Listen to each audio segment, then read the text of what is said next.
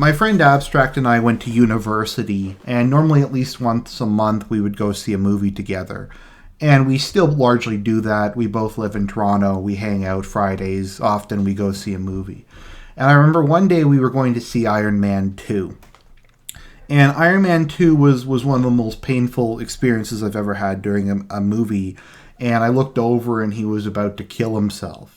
And after the movie, I'm like, Abstract, why did you hate that movie so much? And he said, that is the most mediocre film ever made. That movie was so mediocre.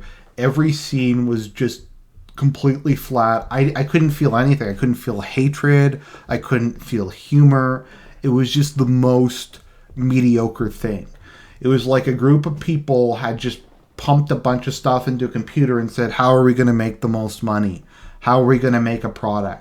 It felt like something a team of marketers created. There was no soul to it. There was no anything. It was just made solely to make money. And I think Rogue One might have won up to Iron Man. It's better in some respects, and it's worse in some respects. But it's even more emotionally disengaging than Iron Man 2 is. I don't know if I've ever seen a movie that makes me feel so little. I largely just sat in my seat and stared at the screen and wondered when it would be over. But it wasn't even like when I was watching New Moon or Tron Legacy or Tinker Tailor Soldier Spy or any other movie that made me want to kill myself. This was just bland and boring. And the problem with reviewing a movie that's bland and boring is, what are you even going to say about it? That the special effects were good? I guess we can talk a bit about that, but I mean, at the core, it's just this might be the most ill-conceived idea I've ever seen, and for a movie. And this is I'm saying this after The Force Awakens. Now, don't get me wrong, this movie was much, much better than The Force Awakens. But The Force Awakens is one of the shittiest movies I've ever seen. So that's not saying much. It didn't hurt me. It didn't make me, like, physically ill the way The Force Awakens did. But The Force Awakens was at least something I could rant about. And a lot of my friends and I laughed about how bad it was. But this movie... Well, let's just stop. Let me just try to maybe explain this a bit. So, let's let Plinkett take over for a bit. So George Lucas is a cold, heartless businessman who only cares about money. So he said, the audience really wants another Star Wars movie. It's going to be a while till the next Star Wars movie comes out, so let's make a movie in the meantime. That's a good idea. I bet there's a lot of things that people would have liked to know about the past. You got the backstory of the Palpatine, how he became such a psycho killer. You got Shadows of the Empire, which that was a popular video game. You got Grand Admiral Thrawn. Oh wait, that didn't happen. You got the KOTOR. I haven't seen the video game, but people tell me that the video game of KOTOR, it was good. It was like a movie, and people have been wanting that to be a movie. So we could have made a KOTOR movie. We could have made the Dark Plagueis a movie. We could have made like a movie that was between the Revenge of the Jedi and the Force Awakens. We could have filled in some of the plot holes. We could have done we could talk about the rise of the Empire. There's the Rule of Two. There's so many things. I don't know, George, what do you think? I think we need to tell the story of how they got the plans to the Death Star. I think ever since fans watched the first Star Wars movie, that was the question that was on their minds. Not like the backstory of Vader, not how did the Empire come into being, not about the Force, not about the Jedi, none of this stuff. I think when they were watching it and we got to the movie with the plans to the Death Star and they said many people died to get these plans, they were just thinking about that. And so we're going to spend $200 million to make a movie telling that super important story that needed to be told. Are you fucking kidding me, George? This is the worst decision that was made since Star Trek Generations. I mean, no one wanted this story. That were we really supposed to expect that George thought that this is what people wanted, that people who like the Star Wars would want it. But George doesn't care about that anymore. He just cares about making the money. And because he cares about making the money, he said, let's take a historically irrelevant event that doesn't affect the overall structure of the films whatsoever. Let's make it an action movie with completely flat, uncontroversial characters. And let's cram in enough action and special effects that people who watch it will go, well, it may not have been an interesting movie, but I feel like maybe I didn't waste my money, I guess. And that is where Rogue One, a Star Wars story, came from. Can't even be bothered to number them anymore. Can't be the Star Wars 6.5. Can't be the Star Wars 4.5. Can't be the Star Wars -1, which would be the KOTOR. No, we had to have another fucking title. But I digress. So let's get into Star Wars Rogue One. So our movie opens without the rolling crawl, because who watches Star Wars movies and wants the opening crawl? Who goes in and says, "Where's the opening crawl?" It's kind of like when I go to get my medicine. I don't see my medicine. I'll miss my medicine. I'll wake up in the morning. There's some body parts all over the place, but I didn't miss my medicine the previous night. So we have this guy named Galen Erso, and his family are in not Galen Starkiller. No, that's someone else. Him and his family are hiding on a planet, and they're farm people. They're farmers. They're kind of like moisture farmers, but not at all. And we have Orson Krennic,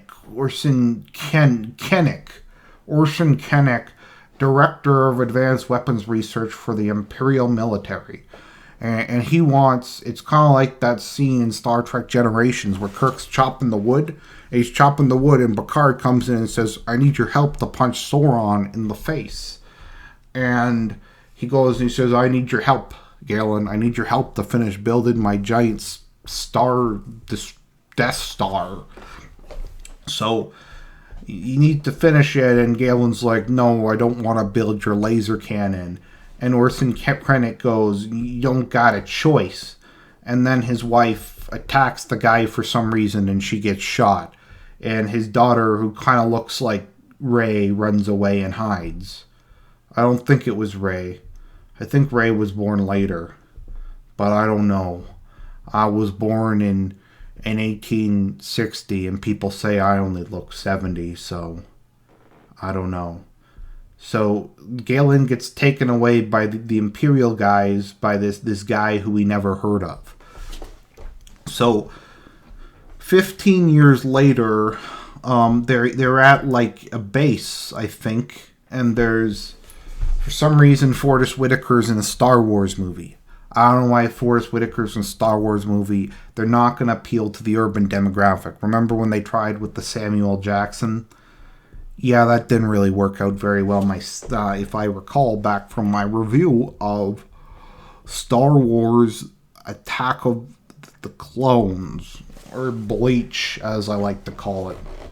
So 15 years later, so let's see here. So a shuttle pilot defects, and he smuggles a holographic message from the scientist of the girl who looks kind of like Rey to Forrest Whitaker, who's a cyborg who leads a faction of the rebellion, but they're so radical they got like exiled from the League of Shadows, kind of like what happened to Bane in The Dark Knight Rises. So you got this part of the Rebel Alliance that's not part of the Rebel Alliance, and this cargo shuttle pilot goes to them, and he says to him, "I have this message from the head scientist of the Death Star that they're going to build this giant battle station that is going to be able to destroy entire planets. With me, I have this data chip that contains information on its weakness. And Forrest Whitaker and the Forrest Whitaker goes, "No, I don't believe you. I'm gonna torture you with this tentacle thing that rapes your mind." And he does that, and because he does that, the guy's mind turns to mush, and he doesn't get any information out of him. So Forrest Whitaker basically just condemned the galaxy. Who's fucking with my medicine? Oh, it was just bad writing, I guess. So the Rebel Alliance frees Jyn from captivity because she was in the jail, and yet she still looks like a fashion model. The dirt is done in such a way to only enhance her beauty. I will give this movie one thing. Felicia Jones, or whatever her name is, the actress who plays Jyn, is a lot better to look at than Rey. I'd like to put her in my crawl space and spray Raid on her. So the Rebel Alliance wants to send Jyn to go talk to Forrest Whitaker because he raised her after her father got kidnapped, so that she would introduce them to him. I think that's what would happen. I'm not really sure. So, okay, you know what? This is just really... we'll get back to Plink in a minute. This is just so fucking boring. Okay, so they go to talk to Forrest Whitaker's character, along with an officer, Cassian Andor, who's like a white Hispanic, and the droid K2SO. The droid's like kind of like the logical conclusion of annoying Star Wars character sidekicks. He's like a droid who says lame like stuff that's not funny, and he's kind of like Chewbacca, C-3PO, and R2-D2 mixed together into one kind of giant thing of annoying. So basically what happens is they're mining the planet, what was even the planet called? I don't even remember. Jeddah. Because Jeddah is a place where crystals are found, Kyber crystals are found, which are also used in lightsabers, but they need them to power the Death Star for some reason. So they go and talk to Forrest Whitaker, and he has like some sort of acid trip, but he lets Rey watch the hologram that the defecting pilot had, and Rey's father reveals that he always loved her, and that he agreed to work on the Death Star so that he could sabotage it, and he delayed the project, and he put critical flaws in it, so if the reactor gets hit by a proton torpedo or something, it'll blow the entire station up in a chain reaction. So he's like, well, I can't tell you. So they have to. So he's like, look, the Death Star, I built this obvious flaw into it. You're gonna have to blow it up. I can't tell you how to blow it up. Well, I'm just the head designer. I don't know anything about that. But the plans are on this other planet that's guarded by a bunch of the Star Destroyers, and you gotta go get them. I tell you, but I have better things to do. So instead of going to the place he told them to go to, they go to try to save him, because even though he doesn't know what to do exactly. I don't know, the Rebel Alliance doesn't believe her for some reason, and as a plot hole, when they flee, because they fire the Death Star at the planet where they're hiding, and the Death Star's laser destroys the place, and they forget to take the hologram of him, and they didn't make a copy of it in the ship's databanks because they're stupid. So that they go to the planet to get her father, and then they go to the planet to get her father, and then her father dies because the Rebel Alliance shows up too soon and blows it up. And we have like Grand Moff Tarkin is in it, and he's like photo generated, and like he's like CGI, and a bunch of other stuff happens. You know what? I'm not even gonna waste your time. Basically, all the characters wind up on the planet where the plans are stored. They succeed in getting the plans. They transmit them to a Mon Calamari spaceship. The spaceship makes a copy of them onto a data chip. The data chip is given to a group of rebels who put it onto a Corellian blockade runner, and they escape after Darth Vader is left standing at the airlock. And Darth Vader chases them, and Princess Leia's on it, and it basically led to the first Star Wars movie. So I'm sorry that this review is just so rambling and incoherent, but I'm just struggling to find anything to say about this. Like, it's not a good concept for a movie. It's awful. It's no one wanted this. Who wanted this? Who said yes? We have to. Like, I did that earlier in this.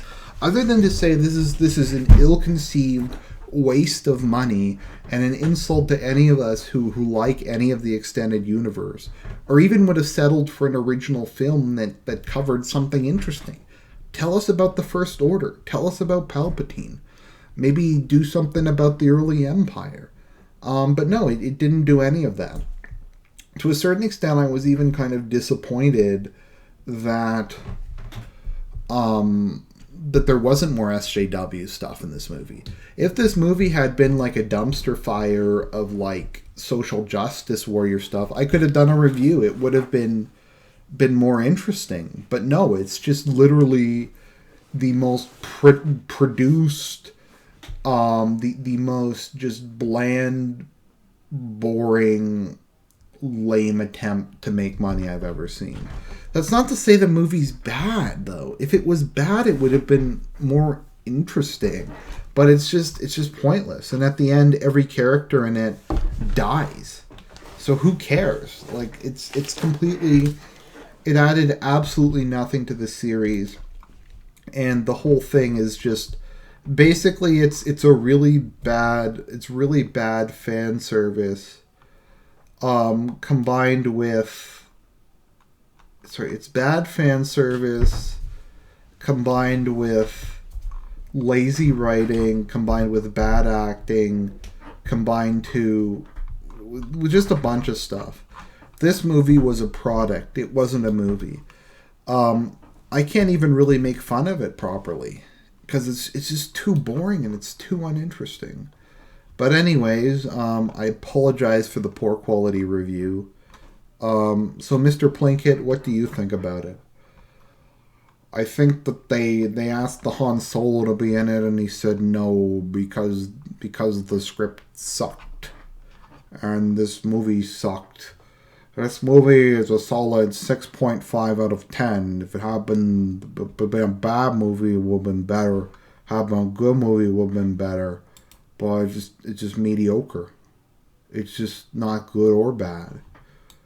It's like being stuck in the space coffin that was Star Trek Nemesis. Yeah, sorry. Anyways, guys,